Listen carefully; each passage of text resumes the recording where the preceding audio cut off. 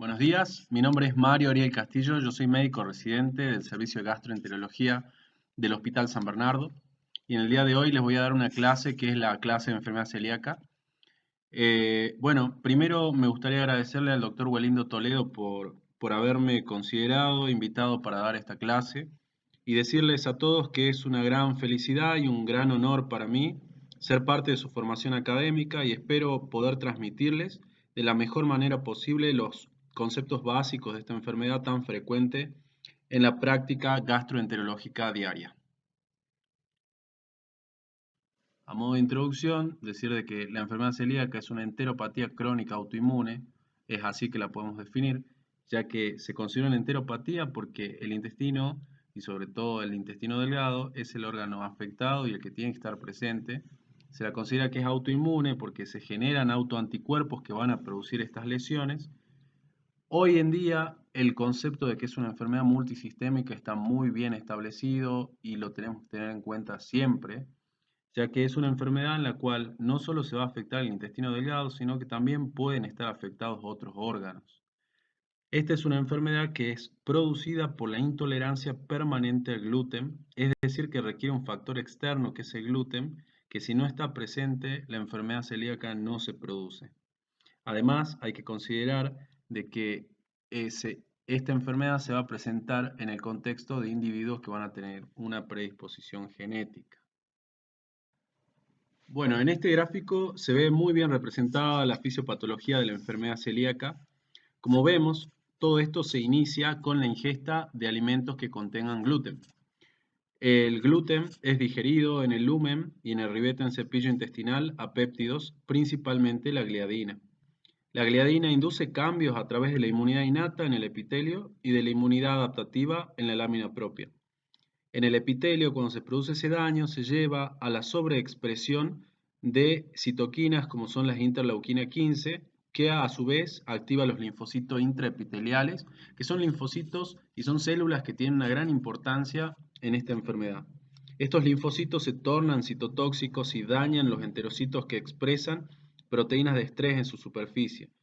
Y hay situaciones en las cuales se produce una mayor permeabilidad intestinal, como ser por factores ambientales o como en el caso de infecciones, en las cuales la gliadina se ve favorecida para su penetración en la lámina propia, en donde es deaminada por la enzima transglutaminasa tisular, permitiendo la interacción con el HLA de Q2 o el HLA de Q8 de la superficie de las células presentadoras de antígeno.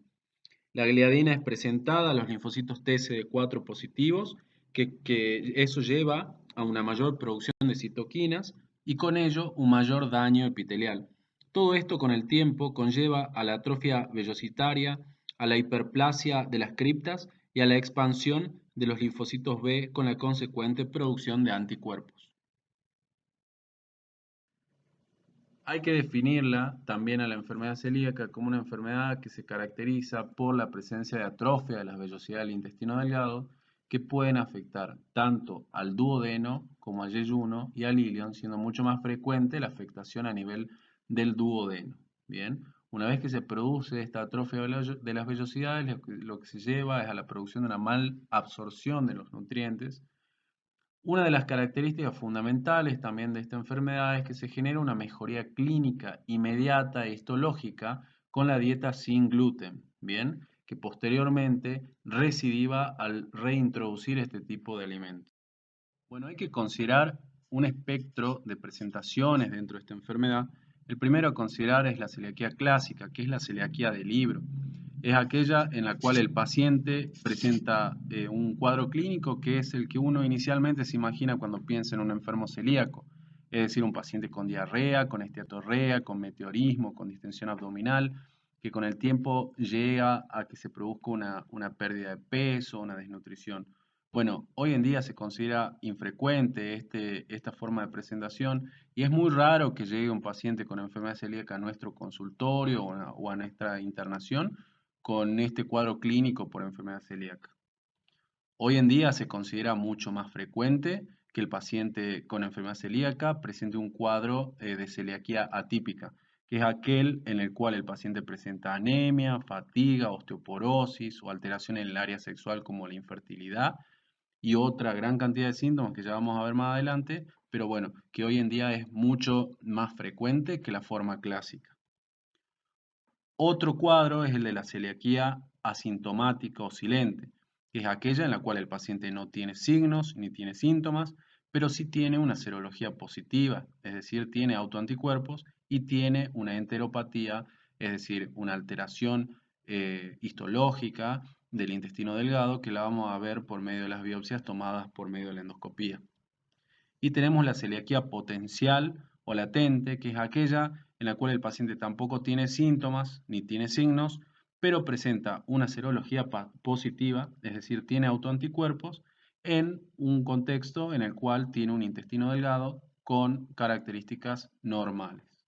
Es decir, se considera que el paciente tiene posibilidad de desarrollar con el tiempo enfermedad celíaca porque tiene los anticuerpos positivos, pero no la está desarrollando actualmente porque tenemos biopsias normales del intestino delgado. Dentro del espectro de las presentaciones también tenemos que considerar a la celiaquía sin respuesta al tratamiento, que es aquella en la cual existe persistencia o recidiva de la clínica a pesar de que el paciente lleve un tratamiento de forma adecuada. Un subtipo de esta sería la celiaquía refractaria.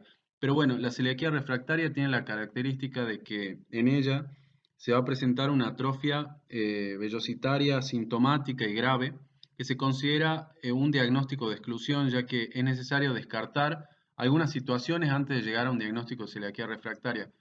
Una de esas situaciones más frecuentes, digamos, es la ingesta inadvertida de gluten.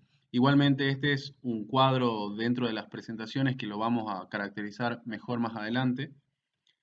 Y una última presentación por ahí que hay que conocer es la sensibilidad al gluten de carácter no celíaco, que es una afección caracterizada por síntomas que son similares al del síndrome de intestino irritable y que también puede tener manifestaciones extraintestinales que ocurren unas pocas horas o días después de la ingesta de alimentos que contengan gluten y mejoran rápidamente con la abstinencia del gluten y recaen poco después de la provocación con el mismo. El requisito previo para sospechar de esta entidad es que se haya descartado tanto la enfermedad celíaca como la alergia al trigo cuando el paciente todavía sigue con una dieta que contiene gluten. Con respecto a la epidemiología, hay que decir de que esta enfermedad tiene una prevalencia que ha aumentado significativamente en los últimos 50 años y ha habido un aumento sustancial en el número de casos nuevos, en parte debido a mejores herramientas diagnósticas, pero también porque se realiza un examen exhaustivo de las personas consideradas de alto riesgo de padecer el trastorno cada vez con más frecuencia. Se considera que actualmente existen aún muchos más casos por diagnosticar y se representa como un iceberg estadístico. Y bueno, la mayoría de los pacientes actualmente con enfermedad celíaca pasan desapercibidos en todo el mundo. Esta es una enfermedad que tiene una amplia distribución geográfica que afecta a diversas etnias y razas. Se considera que existe una prevalencia global alrededor del 1%, siendo en Argentina esa prevalencia del 0,7%. Esta es una enfermedad que afecta más a la mujer en una proporción de 2 a 1 en comparación con los hombres y que también tiene un gran factor desde el punto de vista genético que hace que los familiares de primer grado, tanto padres, hermanos, hijos, tengan un mayor riesgo de padecer la enfermedad con una proporción de 1 a 22, en tanto que para los familiares de segundo grado es menor el riesgo, pero es bastante significativo, siendo una proporción en este caso de 1 de cada 39 familiares va a estar afecto en el caso de familiares de pacientes con enfermedad celíaca. Bueno, con respecto a la anatomía patológica, hay que decir que es una enfermedad en la cual lo que se produce es una alteración de la capa mucosa del intestino delgado, que va a tener una intensidad y una extensión que es variable, pero cuando nosotros hacemos el estudio de las células que componen este epitelio, vamos a observar que los enterocitos se encuentran alterados, se presentan como cuboidales o escamosos con polaridad alterada, que tienen el borde en cepillo atenuado y las microvellosidades recortadas y fusionadas, y pueden presentar una degeneración vacuolar del citoplasma. También encontramos que es un tejido en el cual se va a caracterizar por una hiperpermeabilidad de la barrera mucosa, y otra de las alteraciones características es la alteración de las criptas, las cuales se encuentran aumentadas en número y elongación con un aumento de la enterocitopoiesis. Es necesario decir de que, bueno, si bien es una enfermedad que se caracteriza por la atrofia, esto no quiere decir de que la actividad mitótica, la actividad de división celular se encuentre disminuida, sino todo lo contrario, ya que se ha visto que en comparación con un intestino delgado normal, el número de células que se producen por criptas por cada hora es 6 veces mayor en comparación con el intestino normal. Respecto a la lámina propia, hay que considerar que en la misma se encuentra un aumento de la celularidad. También algo característico en esta enfermedad es que se produzca un aumento de los linfocitos intraepiteliales. Entonces, para tener en cuenta en la anatomía patológica, para el diagnóstico es importante observar acortamiento de las vellosidades, hiperplasia de las criptas, células anómalas en la superficie y un aumento de la celularidad de la lámina propia. La mayoría de los modelos descriptos sobre la patogenia de la enfermedad celíaca la consideran una enfermedad inmunológica en la que concurren factores genéticos y ambientales, de modo que se requiere la combinación de estos factores para que se desarrolle la enfermedad. Con respecto a los factores ambientales, decir de que lo que vamos a tener como factor fundamental para que se genere, como dijimos anteriormente, la enfermedad es las proteínas del trigo, que son las prolaminas, las gluteninas, las globulinas y la albúmina. Pero sobre todo hacemos hincapié en lo que son las prolaminas, que son las que van a generar el inicio de toda la cascada inflamatoria para la producción de esta enfermedad. Con respecto a las prolaminas, van a tener diferentes nombres según el tipo de alimento. Para el trigo van a ser las gliadinas, para el centeno las secalinas, para la cebada las ordeínas y para la avena las aveninas. Hay que tener en cuenta que en las primeras tres, es decir, las gliadinas, secalinas y ordeínas, en ellas existe un elevado contenido de glutamina, que es de aproximadamente el 30%, y de prolina, que es de aproximadamente 15%.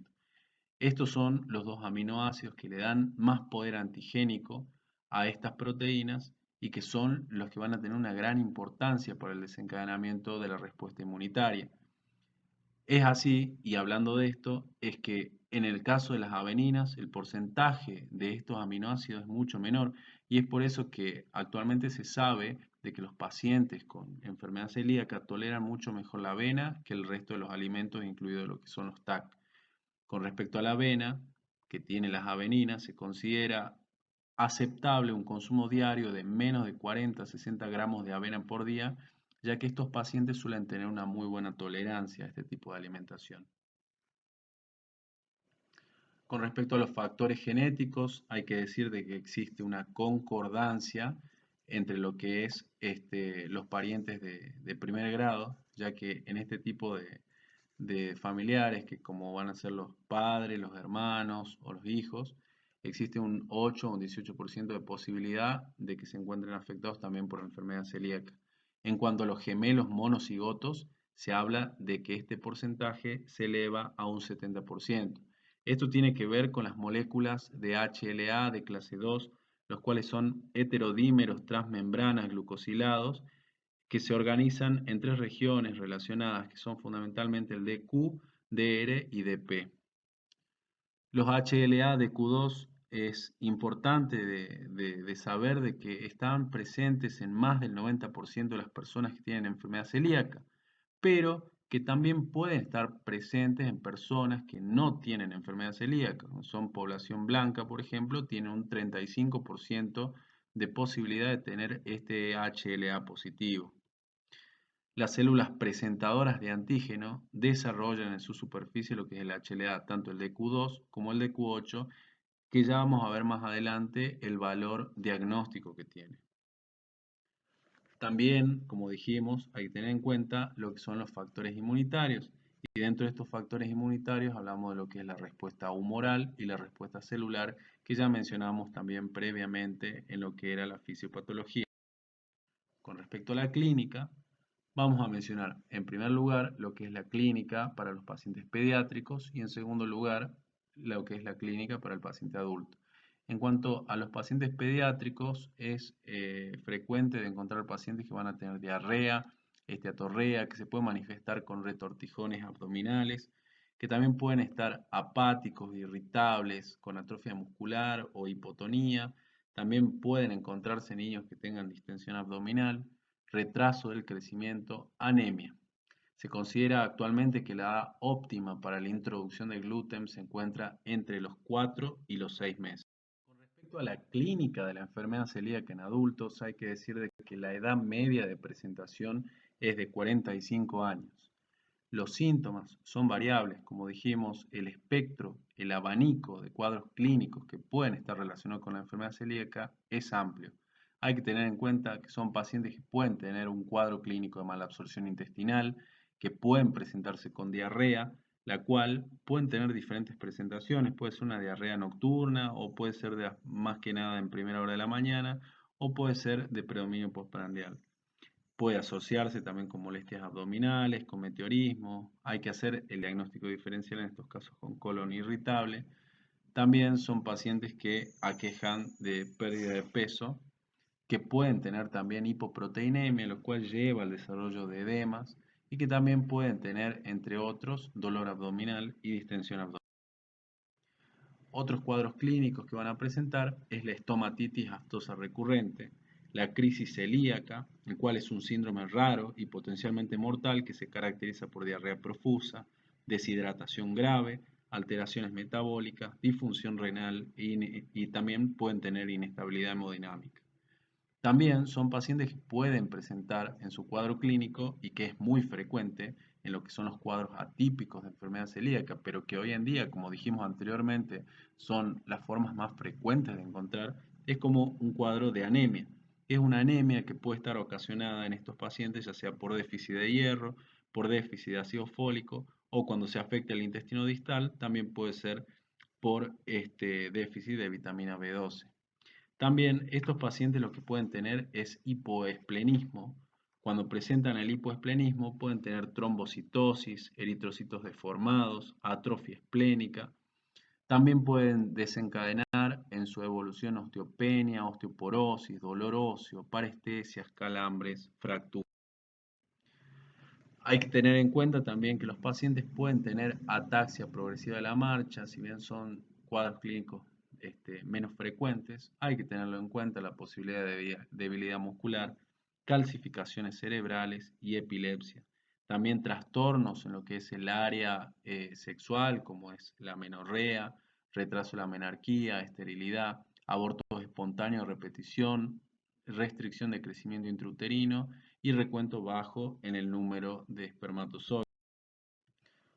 En la exploración física vamos a tener en cuenta la posibilidad de que haya un retraso de crecimiento relacionado con la enfermedad celíaca, también que son pacientes que pueden tener un estado de desnutrición, pueden encontrarse con un adelgazamiento en diferentes grados, a veces con caquexia, con atrofia muscular, que también pueden presentarse los edemas, sobre todo a miembros inferiores relacionados con la hipoproteinemia, pueden tener ascitis, pueden tener derrame pleural.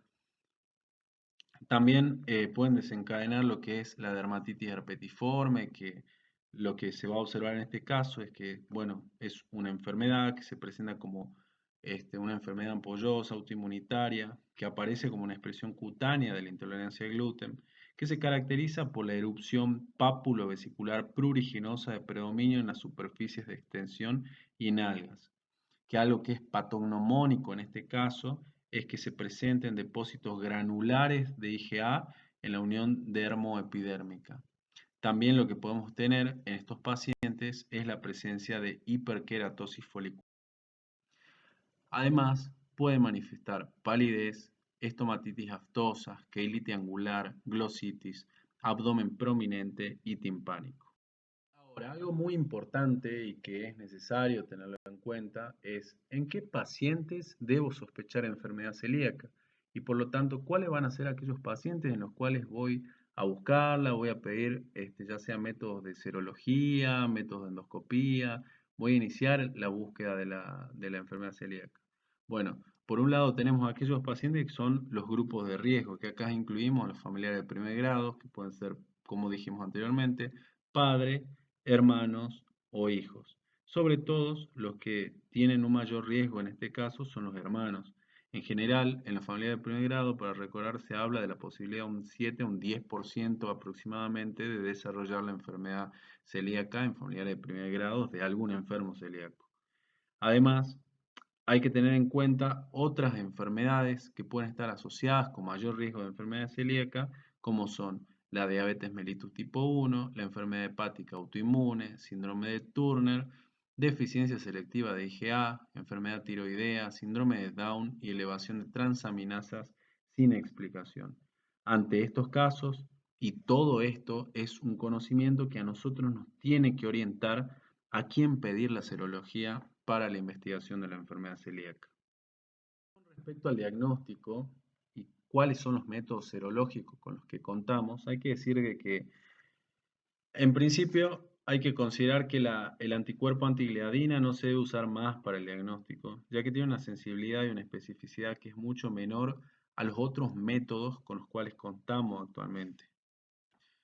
Entonces, ¿cuáles son los métodos serológicos? ¿Cuáles son los anticuerpos que podemos buscar? Por un lado tenemos la IgA antitransglutaminasa tisular, también podemos buscar la IgA total, también el antipéptido de aminogliadina, la cual tenemos la forma IgA o IgG, también podemos buscar la IgA antiendomicio y una combinación de diferentes anticuerpos que vamos a tener en cuenta. Bien.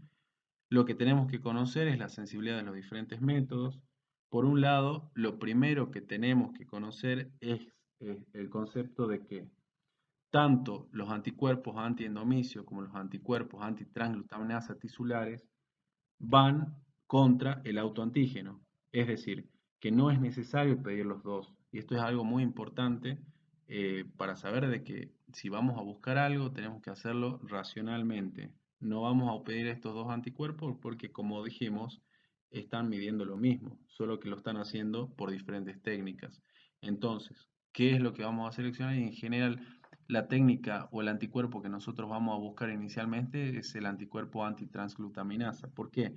Porque es un método que está bien, que es más disponible, que por ejemplo si lo hacemos en el Hospital San Bernardo, que no es operador dependiente, que nos permite y nos da un dato que es cuantitativo, y este dato cuantitativo nos sirve a nosotros en lo que es el seguimiento de la enfermedad para saber si es que está con buena respuesta o no. Aparte es un método que tiene una sensibilidad y una especificidad muy alta, como lo podemos ver, ¿sí? Que es una sensibilidad de 95% y una especificidad de 97,5%. Ahora, lo que es el anticuerpo antiendomicio, en general, es una técnica que no se realiza habitualmente. ¿Por qué? Porque es una técnica que es muy operador dependiente, ya que se usa una técnica de inmunofluorescencia indirecta que es muy subjetiva, ya que el operador debe observar un brillo a través del microscopio y a través de eso se lo informa. Es un método a la vez, por los reactivos que utiliza, es muy caro y por lo tanto habitualmente no se lo utiliza. Lo que sí es para destacar en esta técnica, que si bien tiene una sensibilidad que es más baja del 80%, sí tiene una especificidad que se aproxima al 100% y por lo tanto es importante en aquellos casos en los que se tenga alguna duda diagnóstica con los otros anticuerpos. A la vez, con lo que se cuenta también es con los anticuerpos contra el péptido de aminogliadina, el cual tenemos una forma IgA y la IgG. Estos tienen una sensibilidad que son del 98% y una especificidad que es del 93% al 100% dependiendo del tipo de anticuerpo.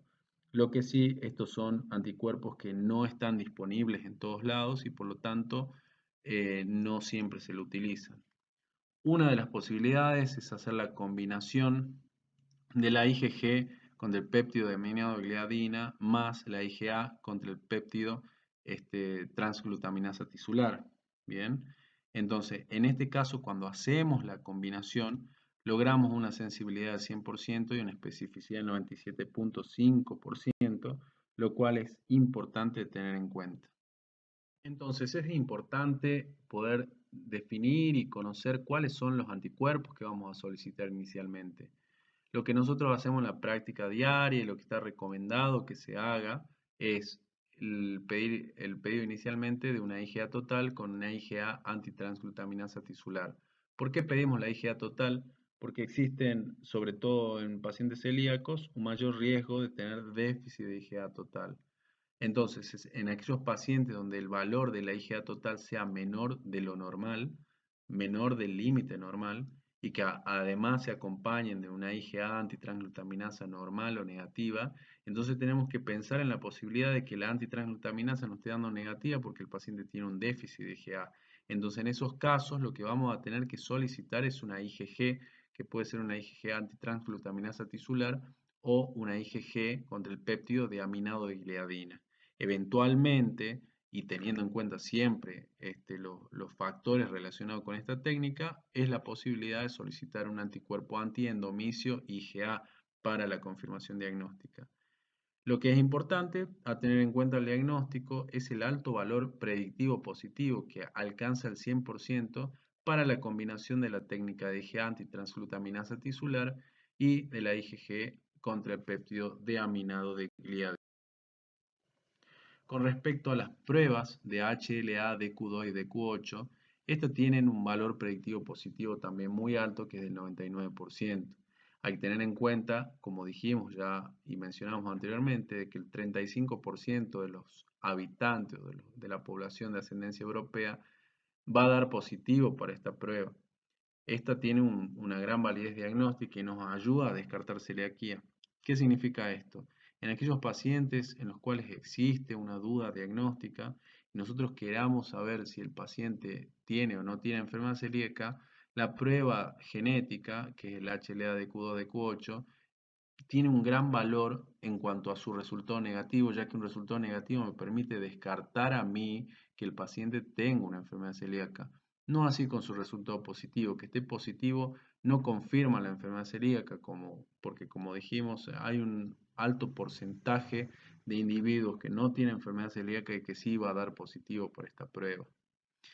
También es muy útil, y cuando hablamos de duda diagnóstica, también esa duda diagnóstica se da sobre todo en aquellos pacientes que se autodiagnostican de enfermedad celíaca, inician una dieta libre de gluten y nos llegan al consultorio con la duda diagnóstica y nosotros nos vemos enfrente de un paciente en el cual viene con una dieta libre de gluten que puede hacer que cuando nosotros le hacemos el laboratorio nos venga con una serología negativa y cuando hacemos la endoscopía tengamos hallazgos normales, le hacemos biopsia y los hallazgos también anatomía patológica sean normales y nos queda la duda si es que estos resultados normales sean porque el paciente ya está con la dieta libre de gluten, entonces ahí va a ser importante la solicitud de las pruebas genéticas. Hay que tener en cuenta también que va a ser útil cuando tengamos serología negativa con atrofia vellositaria persistente también para descartar la enfermedad celíaca. Uno de los métodos diagnósticos que actualmente tiene una gran importancia y que se considera un pilar diagnóstico para esta enfermedad es la endoscopía, también conocida como VEDA por las siglas de videoendoscopía digestiva alta. Este es un método instrumental visual que nos permite el estudio del tubo digestivo en la parte superior, es decir, del esófago, del estómago y del duodeno. Por medio de él, lo que nosotros podemos hacer es una observación directa de la mucosa duodenal y evaluar las características del mismo. Nosotros acá en esta primera imagen podemos observar un duodeno de aspecto normal en su segunda porción. Lo característico es la presencia de estos pliegues circulares y de una mucosa rosada que es un poco más o algo más pálida en comparación con la mucosa del estómago y que se caracteriza por tener un aspecto aterciopelado o velloso y que esto se da por la presencia de las vellosidades características de la mucosa de esta región.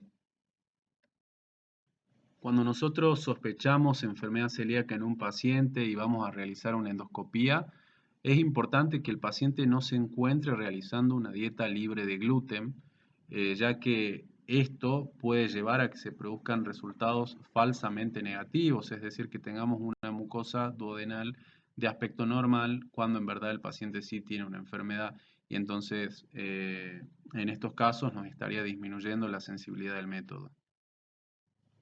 Cuando nosotros hacemos la endoscopía y estamos pensando en esta enfermedad, nosotros buscamos encontrar o estudiamos a ver si el paciente tiene alguno de estos signos, como son los pliegues festoneados, que también se conoce como signo de peinado, que podemos ver en esta imagen de una forma muy clara.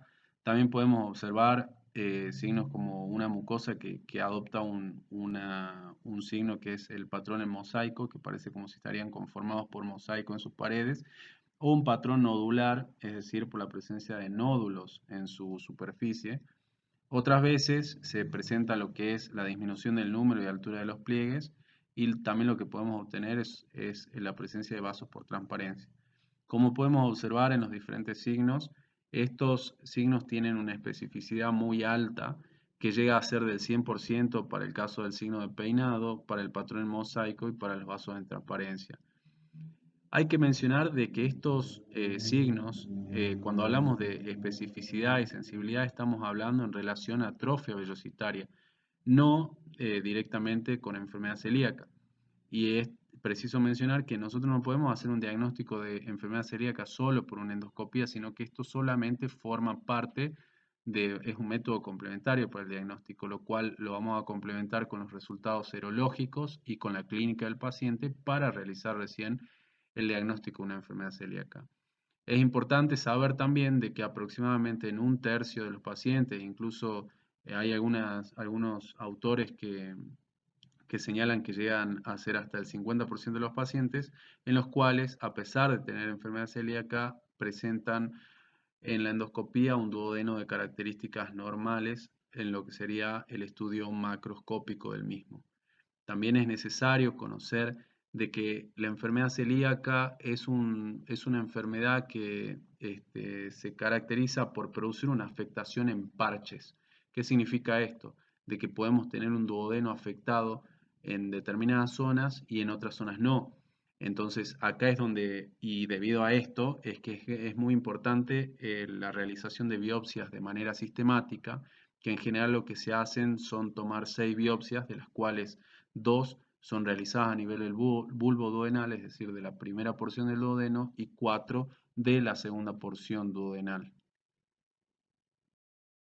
Con respecto a la anatomía patológica, hay que decir de que cuando se toman las biopsias a nivel del duodeno, que habitualmente se hacen 4 biopsias en la segunda porción duodenal y 2 biopsias a nivel de bulbo, eh, estas muestras se las envían al patólogo, que lo ideal es que sea un patólogo que esté especializado en la observación de muestras de pacientes con enfermedad celíaca. Lo que va a ver el patólogo, sobre todo, es la disposición de los linfocitos intraepiteliales, pero así también va a ver el desarrollo de las criptas, para ver si es que existe o no hiperplasia, y estudiar las vellosidades para ver si es que existe atrofia. En el caso que presente atrofia, va a ver si el grado de atrofia, si va de una atrofia más bien moderada o una atrofia severa, y en base a los diferentes hallazgos, nos va a clasificar según una clasificación que es la clasificación de Marsh-Overhoover. Eh, lo que sí, a modo para mencionar algunos aspectos importantes de esta clasificación, a decir de que uno de los primeros hallazgos que vamos a tener y que va a conformar lo que es el MARCH 1 es la de los linfocitos intraepiteliales, los cuales se van a encontrar aumentados en un número de más de 40 linfocitos intraepiteliales por campo de 100 aumentos. A la vez, cuando el paciente presente una muestra de la mucosa duodenal que aparte presenta una hiperplasia de las criptas, entonces en ese caso ya se habla de un MARSH 2 y en el caso que exista una atrofia vellositaria ya se empieza a hablar de un MARSH 3. Acá tenemos una correlación entre lo que era la clasificación de Marsh clásica con la Marsh modificada, que es la Marsh Overhoover, que es la que nos permite la clasificación desde un tipo 0, que sería una mucosa normal, a un tipo 1, que ya es una mucosa con criterios, o sea, que van hacia una atrofia vellositaria. El tipo 1 que tiene un aumento de los linfocitos intraepiteliales, el tipo 2 que ya se agrega la hiperplasia críptica, y las tipo 3, las que ya tienen una atrofia bien establecida en diferentes grados, que va del grado mínimo que es el A al C que es el máximo. Y también tiene una correlación con otra clasificación, que es la clasificación de Corazza, que no es habitualmente utilizada en nuestro medio.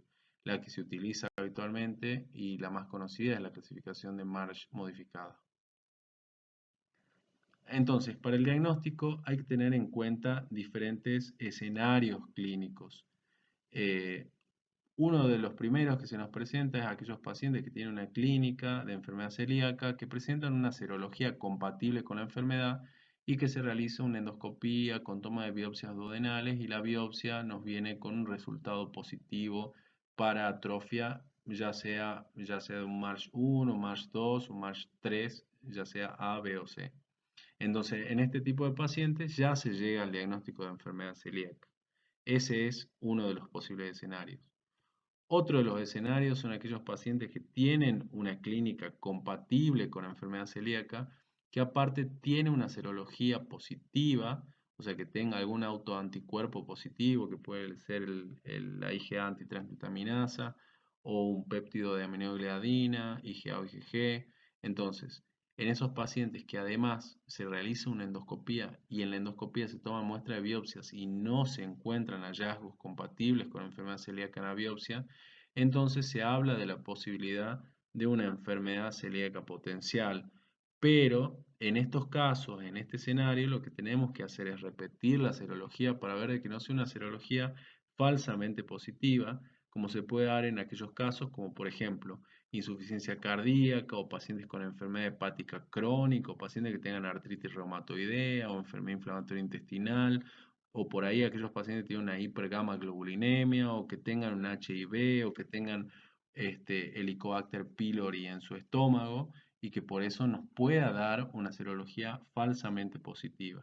También hay que considerar la posibilidad de falsos negativos para la biopsia, ya que puede haber diferentes situaciones que desencadenen esta situación, como por ejemplo que no se haya tomado un buen número de muestras o que por ahí la localización de las biopsias no haya sido adecuada, la orientación de las biopsias no sea adecuada, o por ahí que el patólogo que ha observado las muestras no sea experto en enfermedad celíaca.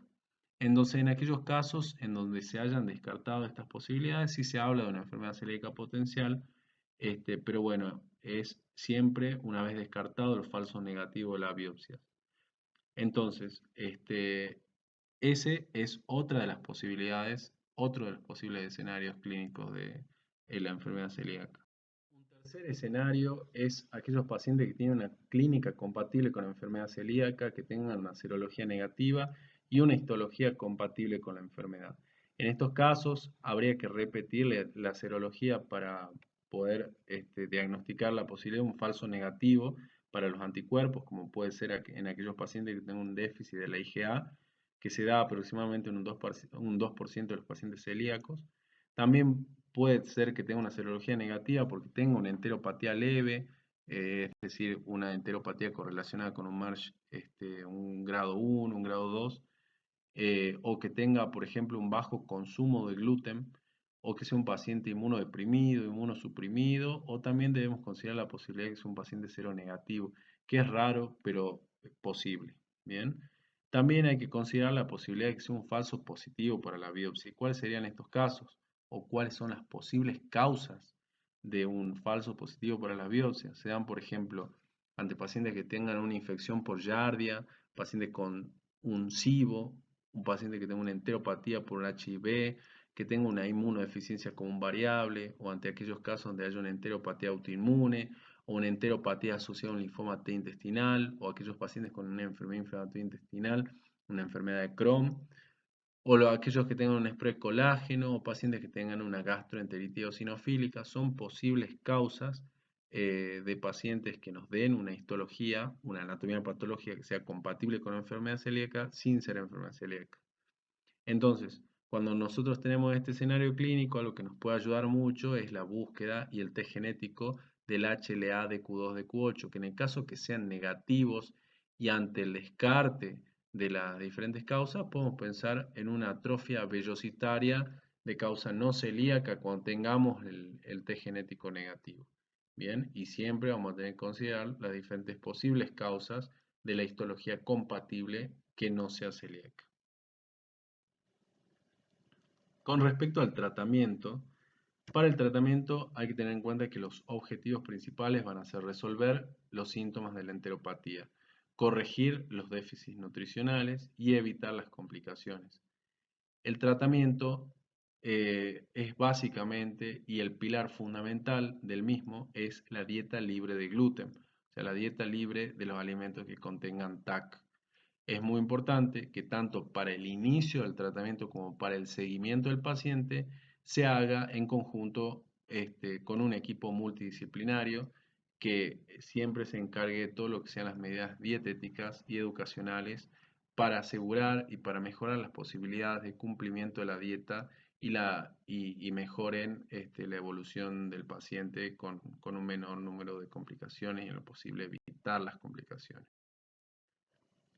En el tratamiento es muy importante mencionarle al paciente que debe evitar los alimentos que contengan sobre todo el trigo, el centeno y la cebada.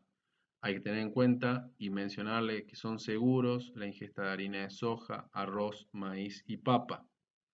En tanto que en general se recomienda esperar para introducir los lácteos, ya que puede haber una intolerancia a la lactosa asociada, ya que al producirse la afectación de la mucosa intestinal, también se lleva a una afectación en el número y en la funcionalidad de lo que es las enzimas digestivas como la lactasa. Además, con respecto al consumo de la avena, como habíamos mencionado anteriormente, está permitido un consumo de hasta 50 a 60 gramos por día con una buena tolerancia en los pacientes celíacos. Para el seguimiento es importante tener en cuenta que la respuesta a la dieta libre de gluten en general desencadena que en el 70% se produce una remisión clínica a las 2 semanas de iniciarse el tratamiento con la dieta libre de gluten.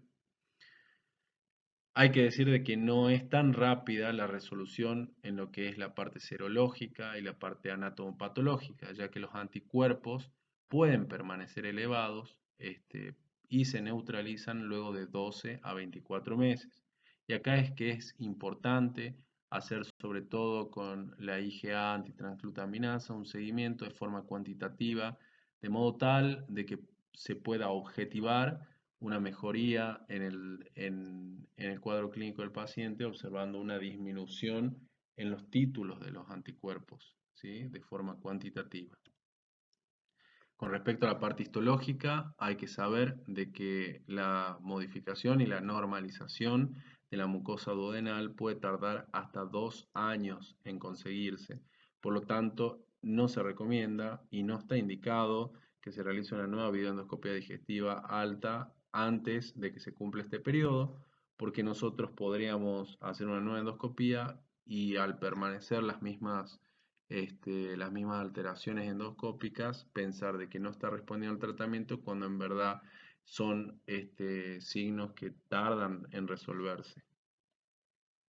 También es importante en el seguimiento hacer una densitometría ósea al año del diagnóstico para el diagnóstico de la posibilidad de hacer una osteopenia, osteoporosis.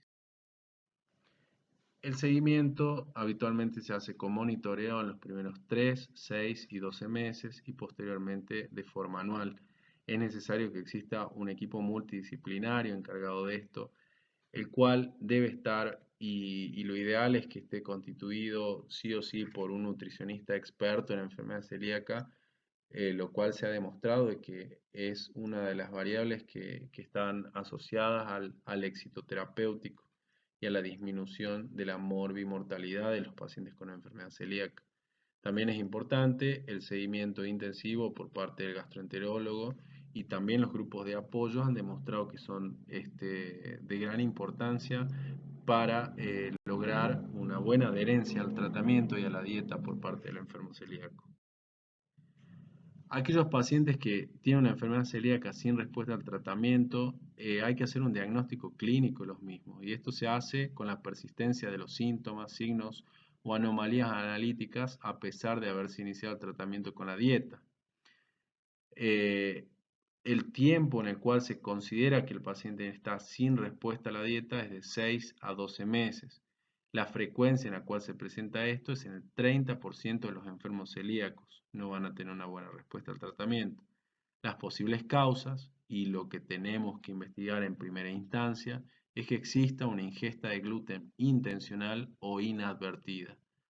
También a pensar y descartar la posibilidad de que existen intolerancias alimentarias, que tenga un SIBO, que es un sobrecrecimiento bacteriano a nivel intestino delgado, y también que pueda tener una colitis microscópica o una insuficiencia pancreática exócrina, o que tenga un síndrome de intestino irritable, o la posibilidad, luego de descartar estas causas anteriores, de que el paciente tenga una enfermedad celíaca refractaria.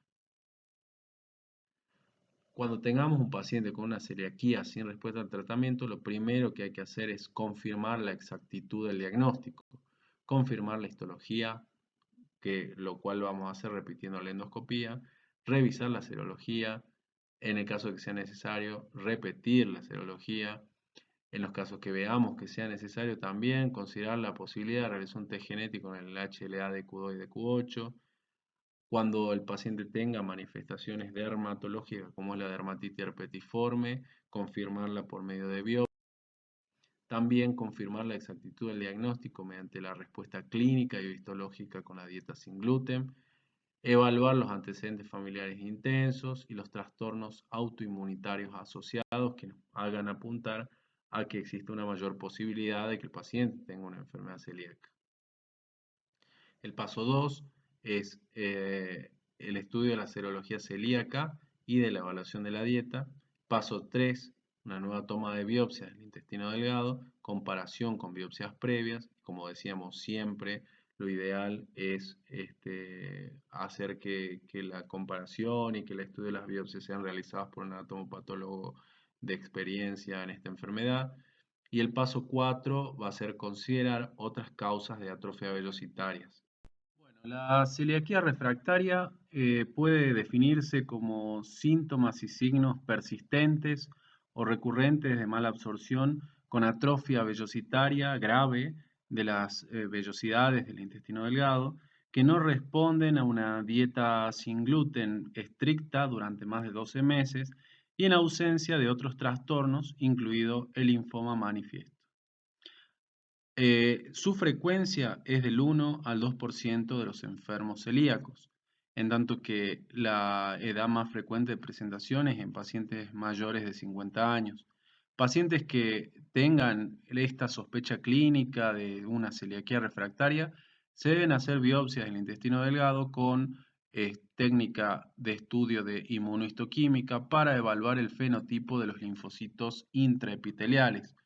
¿Por qué es esto? Porque actualmente se reconocen dos tipos de enfermedad celíaca refractaria dependiendo de la presencia o ausencia de estos linfocitos intraepiteliales aberrantes, los cuales son células que carecen de CD3 de superficie, generalmente CD8, pero que expresan CD3 intracelular.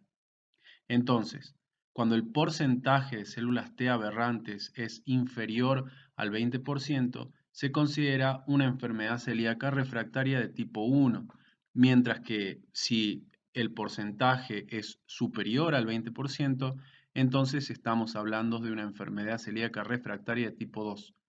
Este último, este último tipo de enfermedad celíaca refractaria puede considerarse como un prelinfoma o linfoma de bajo grado debido al alto riesgo de transformación maligna. Bueno, cuando tenemos un paciente con un cuadro clínico de celiaquía refractaria, es necesario estar atentos y por la posibilidad de que se produzcan complicaciones. Entonces, cuando nosotros sospechamos de esta posibilidad, tenemos diferentes métodos complementarios de diagnóstico que nos pueden ayudar, como son la videocápsula, la enterotomografía, la enteroresonancia y la enteroscopía. Como posibles complicaciones, siempre hay que tener en cuenta la yeyunoileitis ulcerativa, el esprocolágeno o la posibilidad también del desarrollo de un linfoma, sobre todo el linfoma de células T asociado a enteropatía. Con respecto a la videocápsula, hay que decir que este es un método endoscópico inalámbrico no invasivo que permite la visualización de casi la totalidad de la mucosa del intestino delgado. La cápsula endoscópica es un dispositivo que tiene el tamaño de un comprimido, como por ejemplo un comprimido de antibiótico, que se ingiere por vía oral y progresa por el tubo digestivo por los movimientos peristálticos.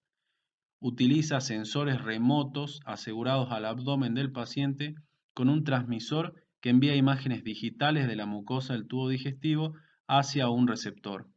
Entonces, a medida que esta cápsula va avanzando por los diferentes sectores del tubo digestivo, va tomando miles de fotografías, miles de imágenes que luego son valoradas por el médico y por medio de esta valoración se puede determinar si es que existen lesiones o no y en qué sector se encuentra. Las desventajas que encontramos con este método es que la cápsula endoscópica carece de la posibilidad de toma de biopsias y tampoco se puede realizar por medio de ella terapéutica, o es decir, terapéutica endoscópica. Como otros métodos complementarios tenemos el uso de la enterotomografía y la enteroresonancia, que son métodos que permiten una valoración con una alta sensibilidad y especificidad del intestino delgado y nos permiten hacer también diagnóstico de complicaciones, sobre todo pensando en la posibilidad de una enfermedad celíaca refractaria tipo 2 y un linfoma de células T asociada a enteropatía. Hay algunos signos que nos pueden hablar de estos diagnósticos y que hay que tener en cuenta, como son la presencia de linfadenopatía mesentérica, el engrosamiento de la pared intestinal y la atrofia del vaso con un volumen del vaso menor de 100 centímetros cúbicos. A su vez, otro método diagnóstico con el que contamos es la enteroscopía.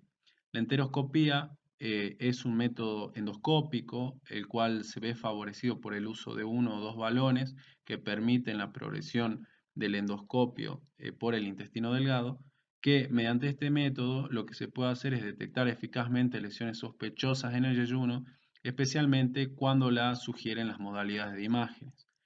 La enteroscopía cuenta con la ventaja que no tienen los otros métodos de que a través de ella se pueden tomar muestras para biopsia de los diferentes tejidos que nosotros veamos como sospechosos. Con respecto al tratamiento de la enfermedad celíaca refractaria, hay que decir que hasta la fecha no existe un tratamiento curativo y el tratamiento se basa en una combinación de soporte nutricional y tratamiento con inmunosupresores o ablativos. Dentro de este tratamiento se ha descrito el uso de, por ejemplo, la budesonida con recubrimiento entérico y también la utilización de otros fármacos como ser la prednisona y la azatioprina.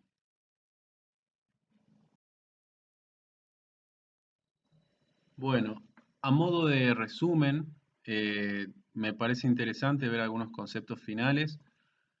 Uno de ellos es que el diagnóstico de la enfermedad celíaca se hace de acuerdo a síntomas, signos, factores de riesgo, sospecha clínica, serología, endoscopía, anatomía patológica. O sea, son diferentes y son diversos los componentes que van a estar presentes en un paciente en su estudio ante la posibilidad de que tenga enfermedad celíaca.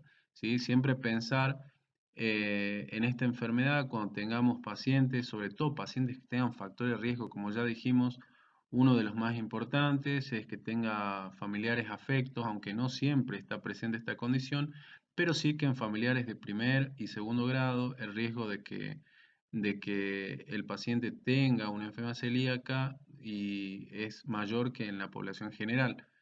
Entonces, pensarlo también ante presencia de síntomas o signos que no se puedan explicar o que estemos enfrente de un paciente, por ejemplo, con anemia, con diarrea, con pérdida de peso, no siempre tener en cuenta que un paciente con enfermedad celíaca se va a presentar con el cuadro de celiaquía típica que habíamos visto, la celiaquía clásica, sino que hoy en día lo más frecuente es que encontremos pacientes con síntomas por ahí referidos a otras áreas, ¿sí? Como dijimos, ya sea alteraciones en la sangre como la anemia o presencia de otras alteraciones como a nivel óseo, como una osteoporosis, osteopenia, o que tenga alteraciones en el área sexual, como habíamos mencionado el tema de la infertilidad. Es decir, puede haber una gran variedad de signos, síntomas, como así también, por ejemplo, la dermatitis herpetiforme, son presentaciones que nos tienen que hacer pensar en enfermedad celíaca. Sobre todo, como dijimos, pacientes que tengan factores de riesgo, es decir, factores de riesgo, como decíamos, de tipo genético o que tengan, a su vez, sean pacientes que tengan algunas enfermedades que se han visto asociadas también y que fueron mencionadas anteriormente, como por ejemplo la diabetes mellitus de tipo 1. Entonces, siempre, y lo que es muy importante, es tener la sospecha clínica. ¿En qué pacientes vamos a pedir algunos estudios complementarios para la investigación de esta enfermedad? ¿Qué estudios complementarios pedimos? Serología, ya vimos que hay muchos anticuerpos. Entonces, siempre es repasar cuáles son los anticuerpos que tenemos, cuáles son las combinaciones de anticuerpos que podemos llegar a pedir. Entonces, en aquellos pacientes que tengamos la sospecha de una enfermedad celíaca, realizar una endoscopía también, porque es un método complementario a la serología y a la clínica que no va a permitir llegar al diagnóstico. Tener en cuenta que no siempre encontramos hallazgos ante la visualización de la mucosa del intestino delgado, ya que hay un buen porcentaje de pacientes con enfermedad celíaca que van a tener una endoscopía normal. Entonces, ante la sospecha de enfermedad celíaca en pacientes que vayamos a hacer una endoscopía, siempre pedir la toma de biopsias, ¿sí? Siguiendo el protocolo endoscópico para la toma de biopsias para la enfermedad celíaca, que como dijimos, son biopsias a nivel de intestino delgado, tanto en bulbo como en segunda porción del duodeno, en un número de 6 biopsias que van de 2 a nivel del bulbo duodenal y 4 a nivel de la segunda porción del duodeno. Entonces, una vez tomadas las muestras de biopsias, nos va a permitir realizar un estudio anatomopatológico que, como dijimos, es una gran ventaja que el análisis de estas muestras sean realizadas por un patólogo de experiencia en este campo. Hay que considerar los diferentes escenarios clínicos para saber interpretar los resultados que tengamos tanto en la serología como en la endoscopía, en la anatomía patológica y en base a la clínica que tengan los pacientes, como habíamos mencionado durante la clase. El único tratamiento y el tratamiento de excelencia para la enfermedad celíaca es la dieta libre de gluten. El seguimiento de los pacientes se hace por lo menos cada 3 a 6 meses. La respuesta clínica en general, en el 70% de los pacientes con enfermedad celíaca, la vamos a tener a las 2 semanas. Es necesario para el tratamiento, para el seguimiento y en búsqueda de una mejor evolución de los pacientes con un menor número de complicaciones, hacer un manejo multidisciplinario, en las cuales tenemos que incluir dentro del equipo a un nutricionista especialista en enfermedad celíaca, ya que esto está demostrado que los pacientes que tienen una nutrición siempre guiada con un nutricionista especializado en este tema de la enfermedad celíaca, tienen una mejor evolución con menor número de complicaciones. Ante la falta de respuesta, considerar por qué. ¿Por qué está fallando la dieta sin gluten? ¿Estará el paciente con una ingesta inadvertida? ¿Tendrá un SIBO? ¿Tendrá otra enfermedad? Siempre considerar las causas y buscar posibilidades. Bien, cuando no encontramos esto y por exclusión, recién es que hablamos de una enfermedad celíaca refractaria.